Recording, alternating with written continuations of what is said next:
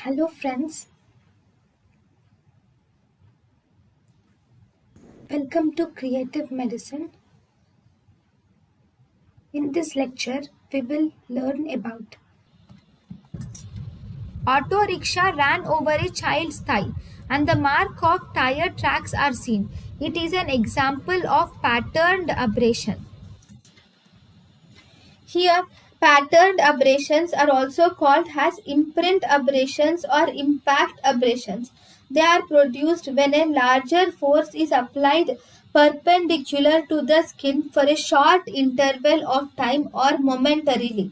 That is only for a short period of time. Like here, auto rickshaw is ran over the child's thigh and the marks of tires are seen. So this tire is ran over the child's thigh only for a shorter interval of time.